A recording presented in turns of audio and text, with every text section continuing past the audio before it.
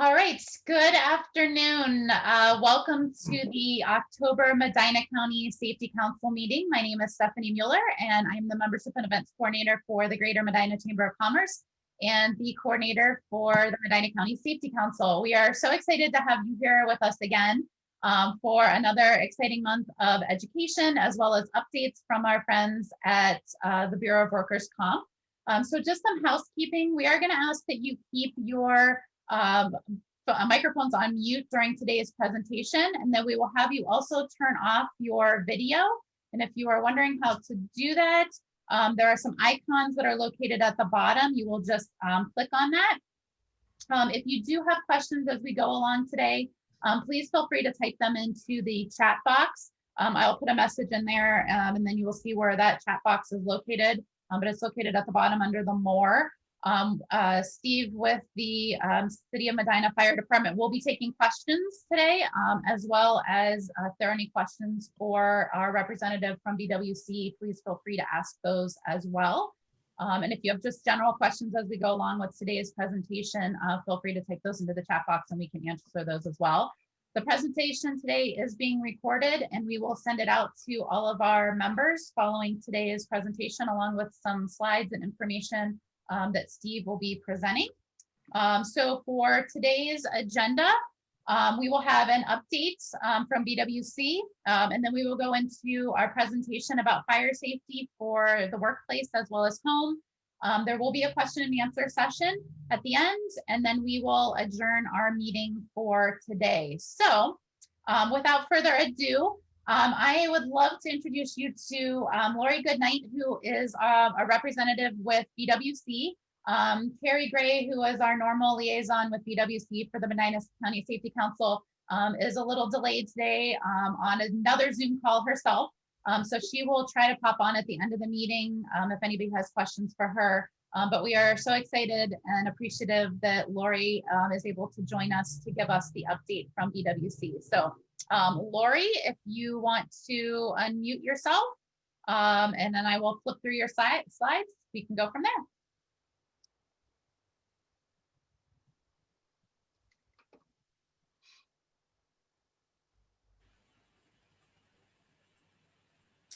We may have lost Lori.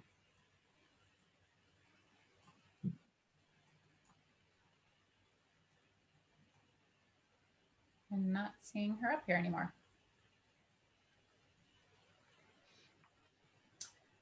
All right, if Lori pops back on, we will go back to her updates.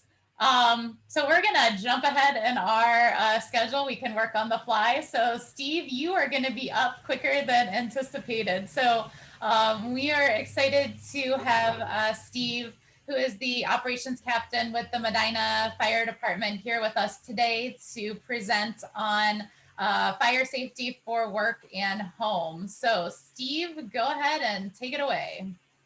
All right. Good afternoon, everybody. Thanks for having me. As she said, I'm the operations captain for the city of Medina. I do a lot of safety information for everybody. I go out to schools, industry, teach CPR, fire safety, extinguisher training, and everything else that goes along with it. So we're going to talk about today several different things, and they both relate to home and industry.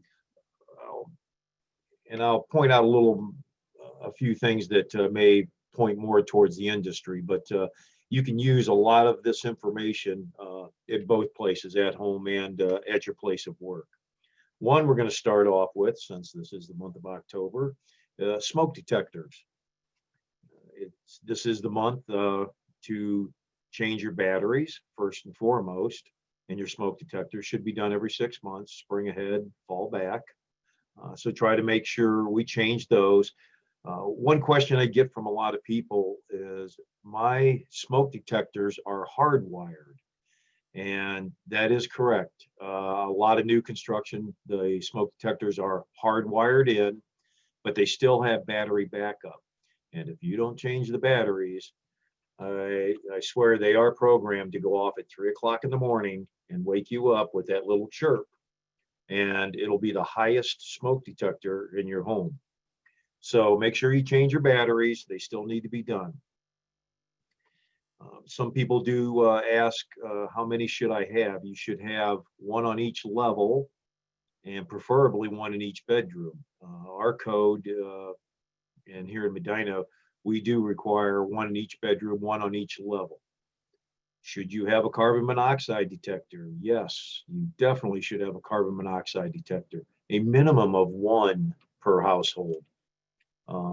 It's the silent killer, and every year people do die from carbon monoxide. We've already had some people injured in Northeast Ohio due to carbon monoxide. So we really want to prevent that, and it's so easy to prevent. Another thing that we do like to bring about, smoke detector technology has changed. Obviously, it's gotten better over time. We recommend people start going towards the photoelectric type of smoke detectors instead of the old ionization. Ionization had the little radioactive sign on it, and it was based on picking up like smoke particles. Photoelectric actually will pick up quicker on slow burning fires and give you a better chance of getting out of your house and or out of your place of work. And actually commercial smoke detectors have been using photoelectric for around 20 years now. So if you're purchasing smoke detectors, look on the package to see if they're photoelectric or ionization. And we recommend going with the photoelectric if you can do that. If there are any questions on smoke detectors, we will definitely take some more of those later on. Another thing people do forget to do, close doors. Closing doors helps prevent the spread of fire and smoke. You'll see in a lot of industries, especially healthcare facilities, that a lot of the doors are automatic closing. When the fire alarms go off, all these doors start closing. And the reason for that is to stop the spread of smoke and fire. And it gives you a lot longer to find your evacuation route and to get out. At home, if you keep your bedroom doors closed, it keeps the fire from entering your bedroom and the smoke. It gives you a longer time in order to get out of your house. And there are several videos that you can go online and see intentionally set fires that safety institutes have done that show what the difference is between a closed door and an open door. And it truly is a lifesaver, just closing the door to your bedroom. Once your smoke alarms go off, you want to know 2 ways out. This is true for your place of work and for home. Because if your main evacuation route is blocked, you need to know another way out. A lot of fatalities in fires are caused by people only knowing one way out. We tend to walk into a building, we'll use a restaurant for an example, and the way we're going to go out is the way we came in. We never look around for another exit and another way out. So if something goes wrong, we tend to go back out that same way. And the problem is everybody wants to go out that way. And we end up having people getting blocked at the doors. So always know 2 ways out, at home and your place of work. Once we get out, we want to have a safe meeting place. This is really important. At home, at work, they're real good here in the city of Medina. Some of our larger factories here, when there are fire alarms, they do an excellent job of getting out of the building and going to their safe meeting place. It makes it real easy when we get on scene and as an incident commander to be able to go up to one person and ask, is everybody out of the building? And they can assure us everybody's out. Then we don't have to subject firefighters to any search and rescue that's unnecessary and jeopardize their safety. The same goes for at home. you should have your safety plan at home, and you should have a safe meeting place that everybody knows to go to. Again, when we would come up on scene of a house fire and we can talk to one person and that person can tell us that everybody's out of the house, again, we don't have to subject our firefighters then to the burning building to go in to look for somebody that's already out, but they left and went to a neighbor's house instead of a safe meeting spot. So this helps the firefighters, and it also helps the people that could be in that building.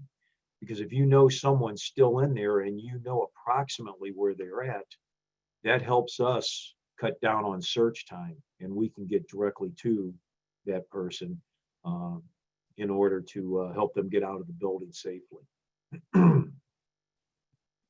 So one thing you should have at all your places of work, you should have a safe meeting place to go to, and take that home also. Okay, portable heaters. 'Tis the season. During our inspections, we see a lot of portable heaters in offices, especially. Okay to use, but what we recommend and what UL actually recommends, and the manufacturer, if you read the tag, is they must be plugged directly into an outlet. No extension cords. That's where things start going bad. Electric heaters draw a lot of power. It's resistive power, so it will warm up the cord pretty good.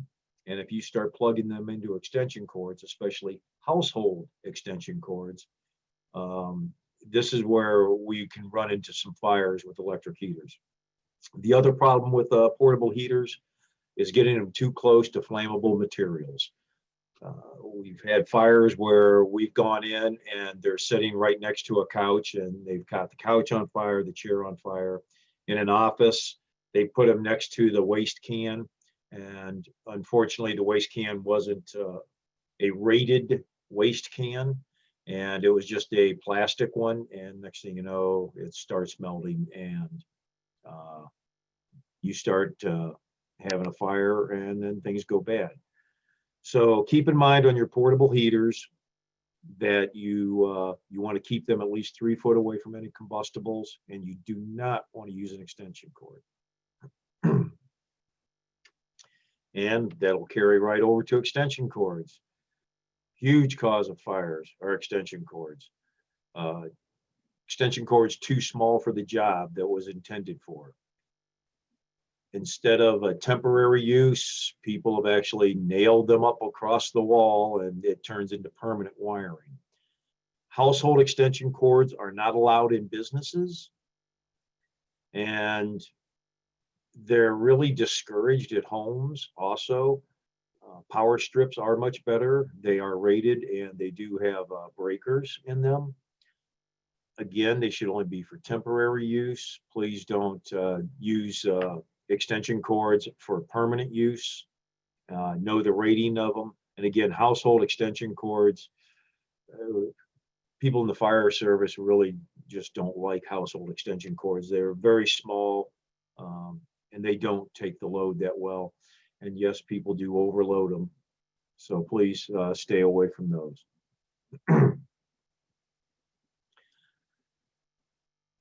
I see a couple questions popping up. I will try to get to those. Also, I'm not real good at doing multiple things, especially typing. So bear with me, and I will try to answer every question we have. Another thing with winter coming up, fireplaces. Please get your fireplace cleaned. It should be done once a year. It should be done by a professional chimney sweep. We'll probably go on half a dozen chimney fires this year. And this could all be prevented if we just get the chimneys cleaned every year, if you're going to burn real wood.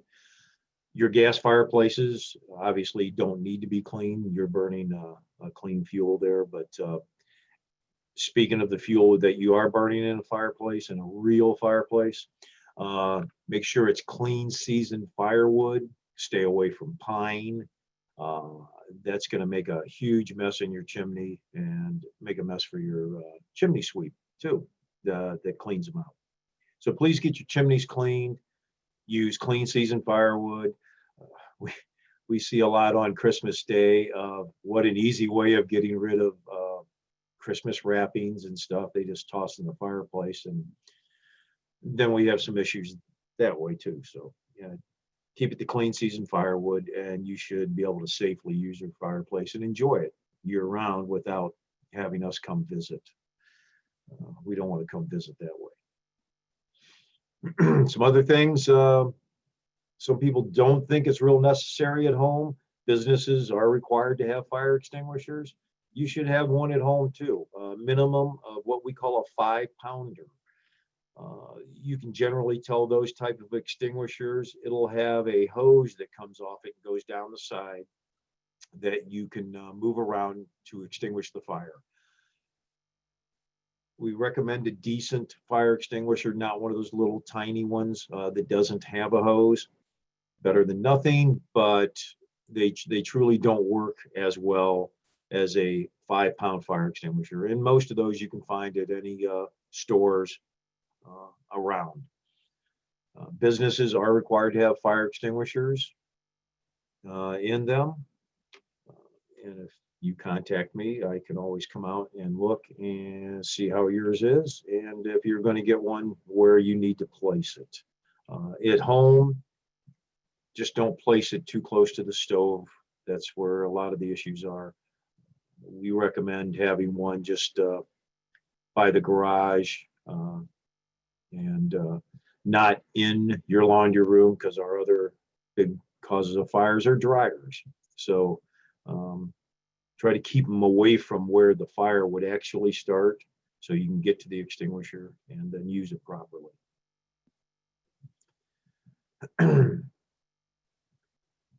All right. Another big one that we get. We kind of get it year round, but spring and fall, it really comes up a lot more often, is open burning. You know, can I have a fire outside? You can have a fire outside. But with Ohio EPA, and if you live in the city also, we have an ordinance. The fire cannot be any bigger than 3 foot around, 2 foot high. It must be clean seasoned firewood. So please don't rake up your leaves and try putting a little bit of leaves in it at a time. Probably what's going to happen, it's going to make a lot of smoke. And we generally don't go out looking for open burning complaints. Your neighbors supply us with plenty of that. That's where we get all our complaints from. A lot of people in the townships, because they live in the township, they're under the belief that it's okay because we live in the township. That's not the case, because you still fall under Ohio EPA and you must follow the guidelines for open burning. It's on their website also, and I did bring in a flyer that'll be posted later that you can see what the rules are for that. And it's basically the same as in the city too, on open burning. So just keep it to clean seasoned firewood, keep it away from combustibles, and you should be able to enjoy your fire without any problems. Again, without us showing up. And that's not what we want to do. That's not what we're here for. But when people complain, then we have to make an appearance. So invite your neighbors over for the cookout, and everything should be good. Okay, let's talk just a little bit here too. We're coming up to that season. We're not here. I know nobody wants to hear it yet. We haven't even hit Halloween. But Christmas is coming, and we're going to be looking at our Christmas trees. We still have a lot of people using real trees. Please make sure that your real tree is a good tree from a reputable dealer, and that it's not dry, it's well watered. don't skimp on watering your tree. There's a dry tree, if it starts on fire, and they do, we have it every year. We have tree fires, and they're deadly. They're quick. It's amazing how fast they burn. Actually, we were able to get a good video of what happens when a dry tree starts on fire. You truly have very little, or basically almost no time to act. They burn so quick. And if you want to show that video, we'll show this video on it, we hope.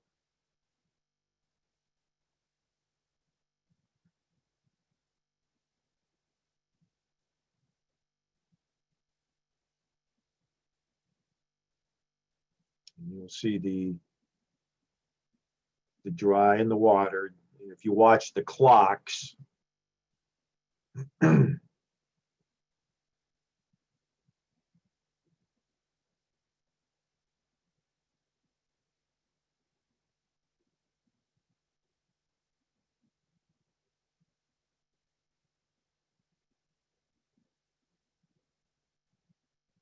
it's 10 seconds in.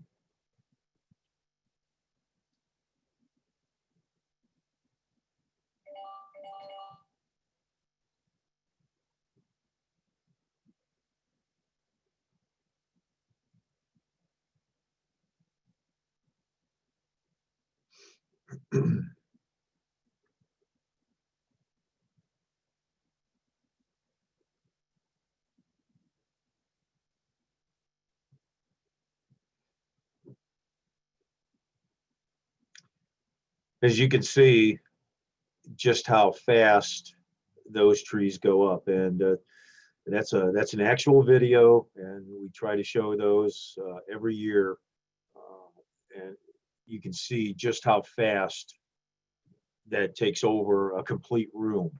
So please keep your tree watered if you're going to use a real tree. The lights that are on a real tree, make sure they're up to date, they're in good shape. The LED lights now are a much better way to go if you're going to light your tree. They don't produce the heat that the older lights did. So just make sure all that stuff is in good shape, good working order. Again, so we don't have any disasters like that tree there. That's a horrific thing to have happen to your family, and that's the last thing we'd like to have happen. So make sure your tree's well watered, or as the little cartoon does show, we'll be glad to come and water it for you, and that's probably not what you want. Okay, that kind of sums up some of our safety talk. I'd seen, where's my little chat box there? Excuse me, I got to put my glasses on. There was one question, Steve. The question was, are there other appliances that you recommend be plugged directly into the wall and do not use an extension cord? Yes, any item that is a resistive type item, toasters, hair dryers. Gee, what's the wife and the daughter use now? The flat irons. Okay, those should all be plugged in directly. Any appliance should be plugged in directly. Extension cords are only used, the intended purpose is a temporary way of getting power to a certain point that there isn't a plug nearby, doing what you need to do and then disconnecting it. They're not intended for any permanent use whatsoever. That's kind of why they're called an extension cord. It's just an extension to get you to do whatever you need to do and be done. But you really shouldn't use any device that creates heat on an extension cord. And almost all UL tags on those items will tell you to plug it directly into a plug and not an extension cord.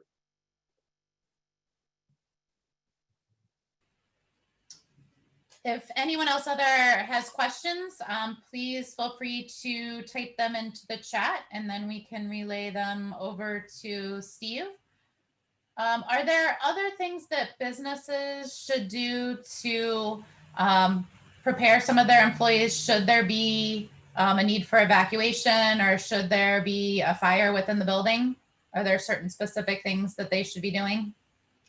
Some of the things they should do is one is getting everybody together, coming up with a safe meeting place. They should have evacuation plans posted so people know which way to go out, depending on the size of the building, obviously, and which would be the safest way to evacuate. There should be a plan B. We don't want to get like plan C, D. We don't want to go way down the list, but you should have a plan B just in case that safe meeting spot could be in danger of the fire. The other is a lot of people need to plan also is if this is January and it's 10 below zero and the wind's blowing, what are you going to do if you have to evacuate the building? How are you going to keep track of people? So that's something to think about. In the businesses, if you have emergency lighting, exit signs, please make sure they're all working. You don't want to wait for the emergency to find out that when the lights go out, they go out with it and they're not working. They do have battery backups. So please make sure all of your emergency lights and your exit signs are working. Do not block and/or lock any marked exits. In other words, a marked exits, that one with the emergency light and exit sign above it. Please do not lock or block those. That is illegal under the fire code. So you want to keep those open so people can exit the building.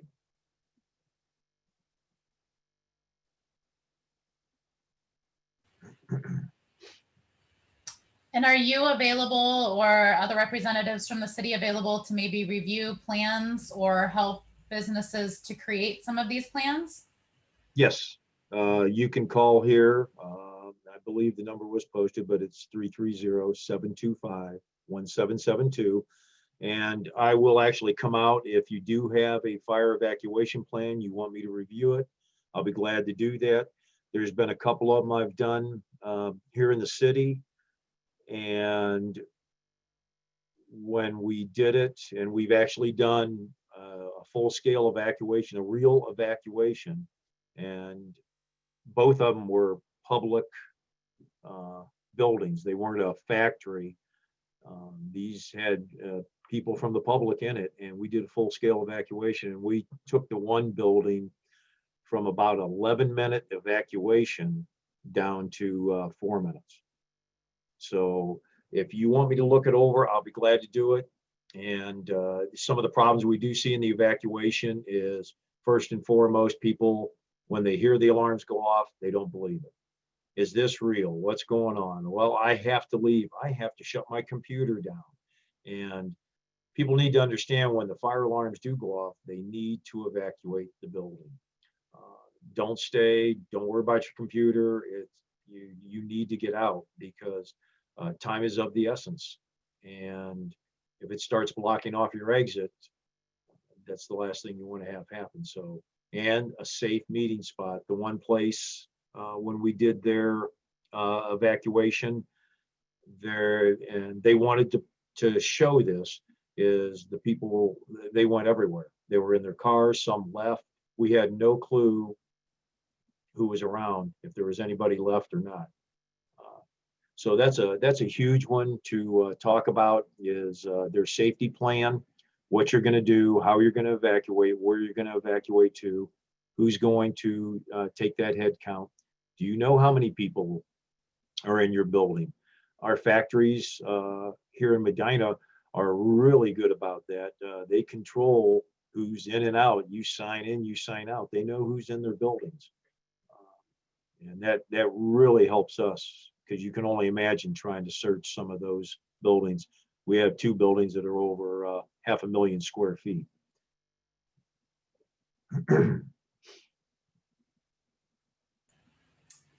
I'm not seeing any other questions. Does anyone else have any other last minute questions for Steve? You can type them into the chat box.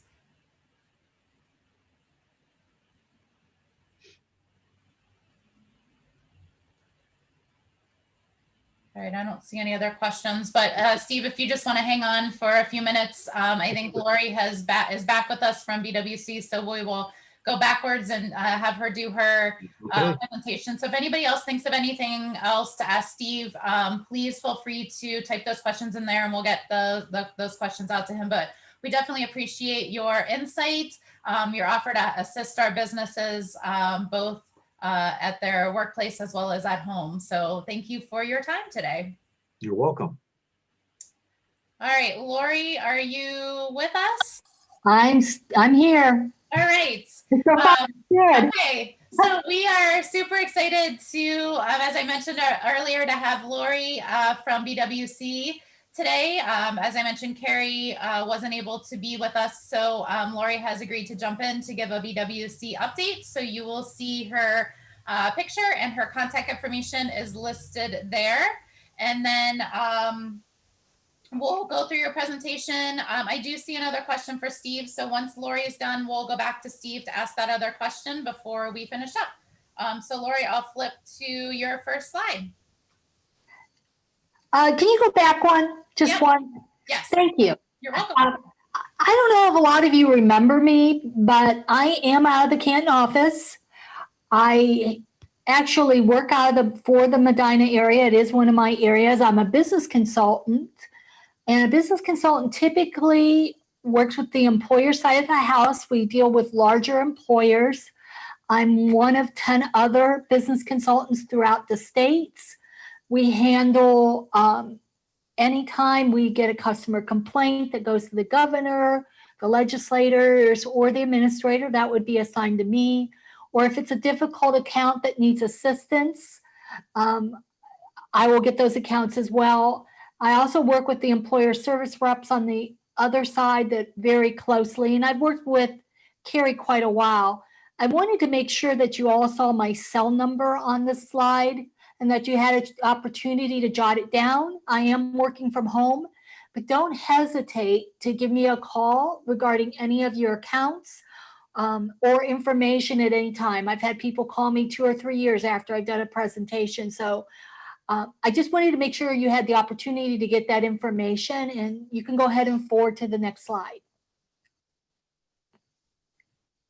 So today's BWC updates, we don't have a lot, but I do have a couple items to bring you. If you have not already heard, we have declared another dividend. And this dividend will be coming out end of October, early November. It's going to be 100% of your 2019 premium. We do minus any outstanding debt. Like if you haven't paid, for example, an installment, we will subtract that out of the dividend. We will also take out rebates that might have been given, like a Go Green or Safety Council, to get to that dividend amount. Again, these are going to go out probably the end of October, early November. You had to be in good standing with BWC as of October 2nd. Good standing meaning you paid all your bills, you've done the trip as appropriated, and that you didn't have any outstanding issues with BWC.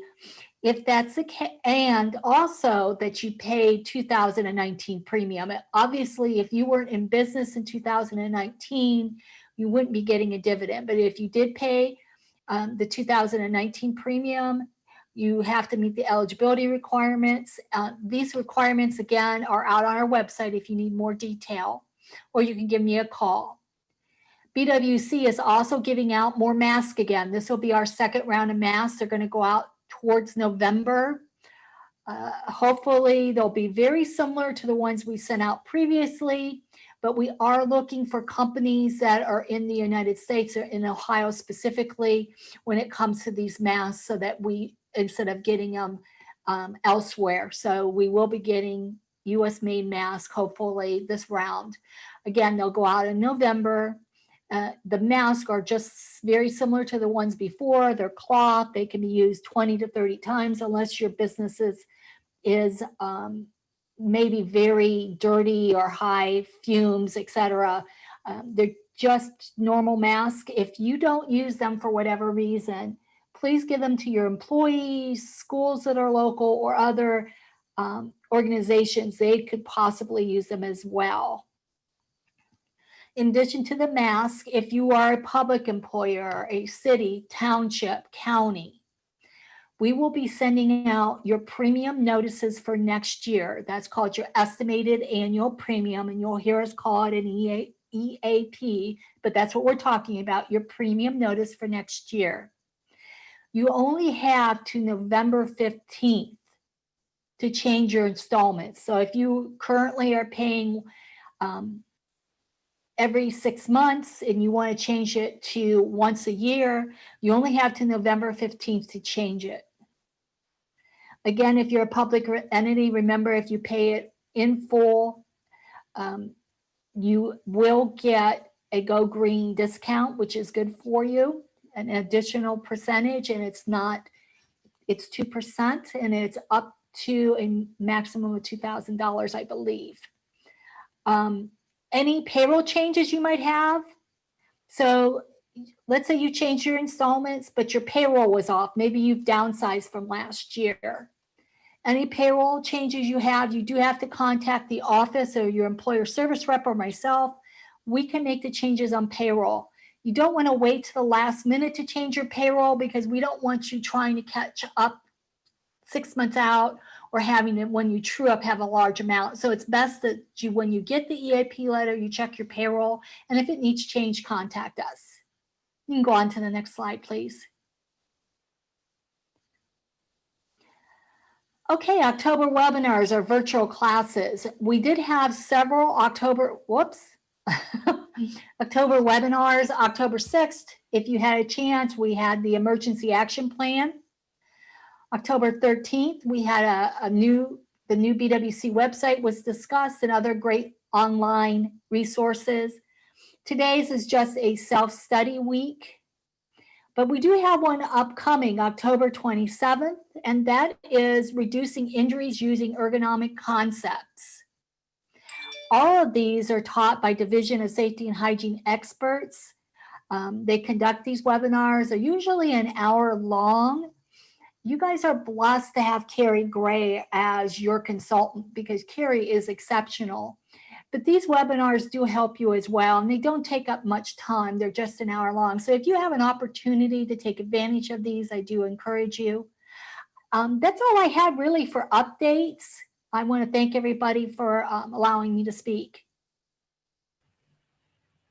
Thank you, Lori, for being here. I did put the contact information back up there. So Carrie's contact information, Lori's, and then my contact information is back up there for Safety Council as well. If there's any questions for Lori on the BWC side of things, feel free to type those in the chat box and we can relay those over to her as well. And then the question, I think Steve took care of that question. So the question came into the chat box about recommending a good company to review sprinkler head protection to prevent any forklifts from breaking the sprinkler head off. And Steve answered that. Do you want to add anything else to that, Steve? No, I think that's it. Obviously, it's something we see happen. I don't want to say often, but you know, a couple times a year. It's training has a lot to do with it. And then again, you can get a company out there. There are ways that you can still have your sprinkler protection, but protect the sprinkler heads also.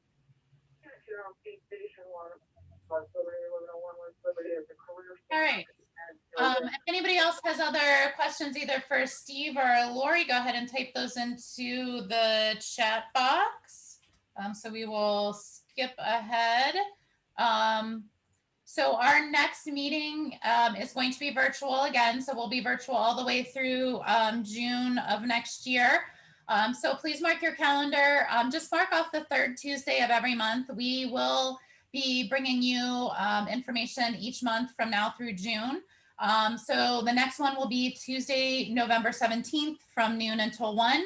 We're going to have an OSHA update. So Todd Jensen is going to be here with us.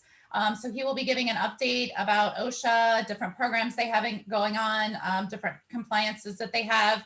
If there are specific questions that you might have ahead of time that you would like him to review, please let us know ahead of time, and we're happy to share that information with Todd so that he can come prepared with specific things. But as always, we will provide you with a question and answer session at the end, so you can definitely ask questions that you have of OSHA as well. So again, Steve, we appreciate you being with us today. And if anyone has questions specifically for Steve and that the Medina Fire Department might be able to assist you with, both at your place of business or at home, please feel free to reach out to them. And then again, certainly Lori and Carrie have been great partners of the Medina Safety Council on BWC side of things. So if you have specific questions for either one of them, please reach out to them. And as always, if there's information that the Safety Council can provide for you or resources we can provide for you, please feel free to reach out to me. I'm happy to field questions out to any of our partners or to help find the answers for you. So again, this was recorded, so we will send you a copy of this. And then Steve did have some information that he wants me to pass along, so I will send you those slides as well. I'll also send you a link to that YouTube video in case you would like to share that with any of your coworkers or family and friends. That's definitely eye-opening and definitely something that we should keep in mind as we head into the holiday season. So thank you so much for joining us today for the October Medina County Safety Council meeting. We wish you a safe day, and we will see all of you back here in November.